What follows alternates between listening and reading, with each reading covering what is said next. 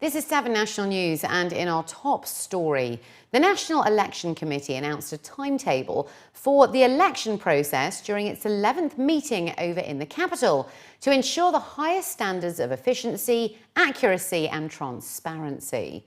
According to news agency WAM, the timetable states that the NEC will announce the opening of nominations on August the 13th, followed by the registration of candidates, which will last for 5 days starting on August the 16th.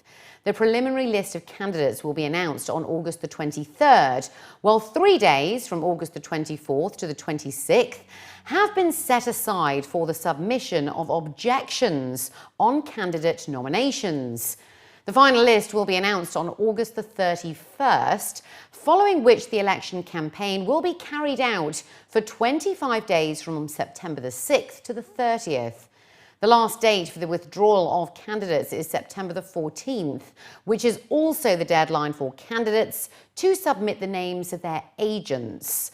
The preliminary results will be announced on October the 3rd. That's the same day that the elections are held, and appeals can be made for 3 days from October the 4th to the 6th. The NEC will approve the final list of winners on October the 11th if no supplementary elections are required. The timetable also shows that citizens outside of the country will be allowed to vote in embassies abroad over 2 days on September the 20th and the 21st. The UAE launched a review of its Environmental Achievements 2015 at the Work Expo in Milan to coincide with World Environment Day. The UAE State of Environment report was launched by Dr. Rashid bin Farhad, the UAE Minister of Environment and Water, who said that transparency was crucial before practical sustainable solutions could be found, and that the latest data was used to analyse the UAE's environmental situation. Some of the reviews included clean energy led by Abu Dhabi-based Masdar, surrounding sustainable transport, green architecture and the efficient use of resources. Efforts to preserve water were also highlighted, particularly through improved irrigation systems. The report also looks at some of the challenges ahead with increased economic development and a rising and ageing population, adding to the pressure on limited resources. The Abu Dhabi Fund for Development has offered a 183.6 million dirham concessionary loan to the government of Montenegro in order to support the agricultural development sector. The agreement was formalised at a signing ceremony at the ADFD headquarters over in the capital, aimed at accelerating economic development in Montenegro through supporting food security and boosting agricultural and livestock exports.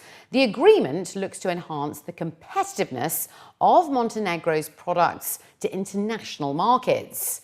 Mohammed Saif Al-Suwaidi, the Director General of the ADFD, said, as a catalyst for inclusive development and food security, the fund is committed to ensuring necessary funding for development projects, especially in strategically important sectors that can significantly benefit the economies of developing countries. He added that in supporting such vital projects, we hope to create hundreds of job opportunities in the beneficiary countries.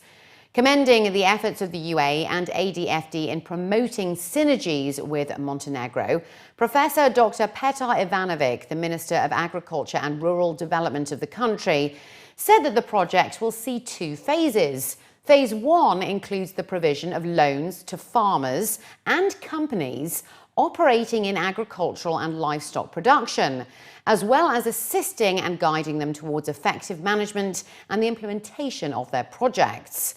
Meanwhile, Phase 2 involves the procurement of services relevant to machinery, factories, warehouses and agricultural land, as well as the refurbishment and construction of new factories and agricultural assets. In 2010, the ADFD funded a 38.9 million dirham project that supports the water sector in Montenegro, providing drinking water to coastal cities.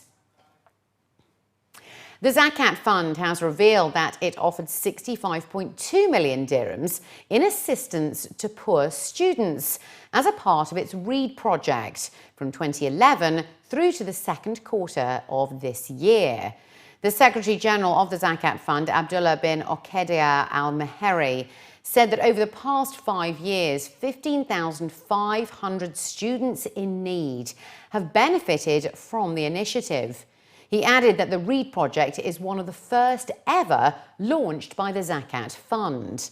Additionally, its READ project paid all education fees on behalf of the students after examining their financial conditions by a social research committee. 1 in 4 births in the UAE are C-sections. That's according to the World Health Organization's 2015 World Statistics Report. It was mentioned in the latest WHO report that caesarean sections in the country are being performed at almost double the global recommended rate of between 10 and 15%. Talking about this dangerous trend, many doctors representing local hospitals said that every time a C-section is performed, the uterine wall is weakened, increasing the risk of uterine rupture, which can be life-threatening for mother and baby. Some doctors claim that more children a woman has, the higher the likelihood is that she will need a C-section, and that she is much more likely to have a caesarean in future births as well. According to some local gynecologists, there are many reasons for opting for C-sections, as in some cases, mothers fear the pain of childbirth, while the age at which women have their first babies and increasing maternal BMIs could also contribute to this rise in C-section rates in the UAE. The authorities of some local hospitals said that about 20 years ago, the C-section rate was around 5%. 10 years ago, it was 10%, and now it averages at 30% or so in Abu Dhabi alone. The Centre for Regulation of Transport by Hire Cars has announced the launch of a project to install CCTV security cameras inside all taxis over in Abu Dhabi. According to a statement, the aim of the initiative is to enable the centre's specialists to monitor taxi journeys in order to ensure the safety of both the driver and the passenger.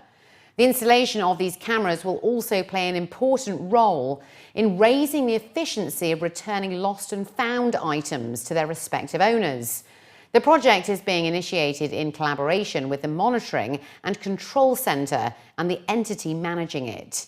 The rollout stage will include the installation of cameras in a selection of 100 taxis that vary in type in order to ensure quality and effectiveness, according to a statement. While the second phase will be implemented within a year of the start of the rollout phase and will also include the installation of security cameras across the entire taxi fleet. In line with the UAE government initiative of declaring 2015 as the Year of Innovation, the Roads and Transport Authority has launched a campaign to encourage the community to suggest innovative ideas using the hashtag #BeInnovative with the RTA. The announcement came during the opening of the Innovation Lab, where the authority conducted a brainstorming session among its staff, senior figures of the agency, along with students and consultants. Aimed at developing new ideas and initiatives to improve the overall efficiency of the authority's services, much of the focus of the first Innovation Lab was towards improving services for the business sector. In addition to the solutions put forward by the attendees, workshops were also conducted in order to develop participants' understanding on promoting their contributions through media plans and social media channels. According to the CEO of the RTA's licensing agency, some of the ideas that were highlighted included sending accredited vehicle personnel to inspect different companies' fleet for vehicle registration. It was added that such a move would offer convenience and reduce congestion at the test centres. We are looking at things like, for example, how can we reduce the visits of companies to our customer service centers to get their cars inspected. As an idea, for example, some of these companies have very professional workshops where they actually use to maintain their own vehicles. Now, maybe we could have an accreditation system or a scheme where we can accredit these workshops if we feel they have the right people, the right equipment, etc. And then we can send our vehicle inspectors to their premises to get their cars inspected rather than having them bring their cars to our premises. So these are the sort of ideas we're looking at. How can we take the services from where they are today to the customers?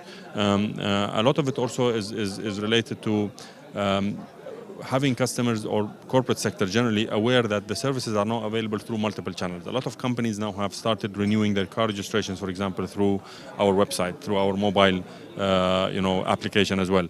So these services are available.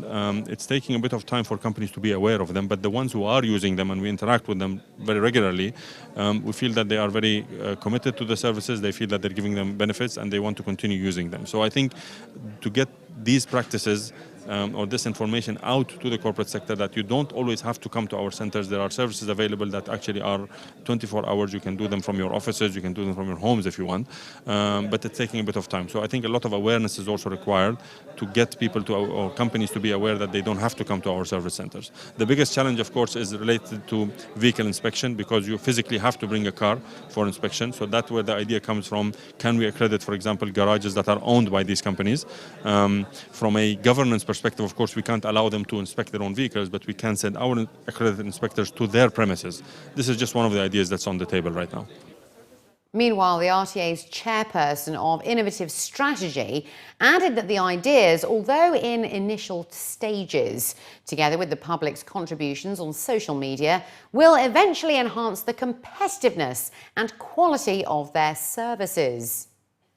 So the Innovation Lab, if you look into the definition of Innovation Lab, it's simply a brainstorming session with certain factors. So the chairman, or let's say the top person in the organization, need to lead that Innovation Lab or that brainstorming session. You need to involve all your stakeholders. So we have, for instance, today we chose a student to be here.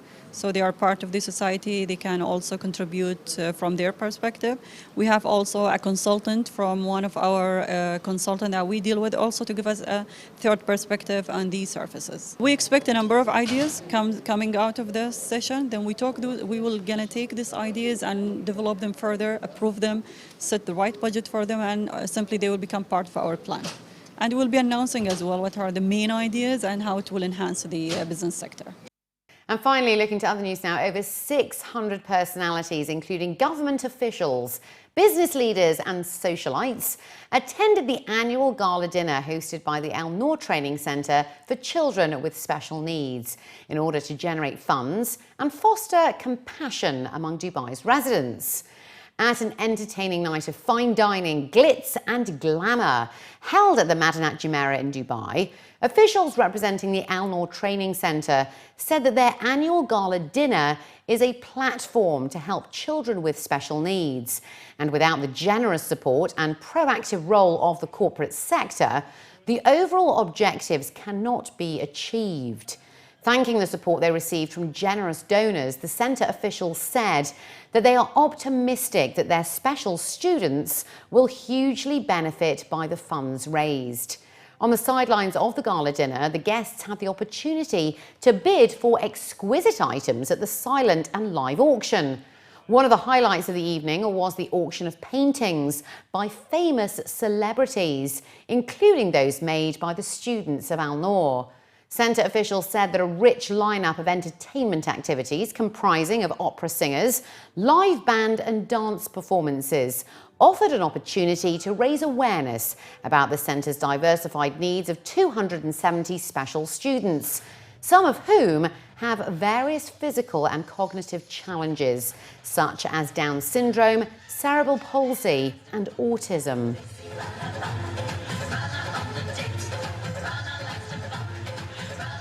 We are here at the Madinat Jumeirah for the Pacific Ventures Al Noor Gala Dinner 2015. It is an annual event that we hold every year. It is one of the events where a lot of people come. It has become very popular. The idea is to get all our supporters here, have a common platform for them to network, and of course, during the course of the evening to raise funds for the center. And it is also a platform for us to provide some awareness about our new programs and other information about the center.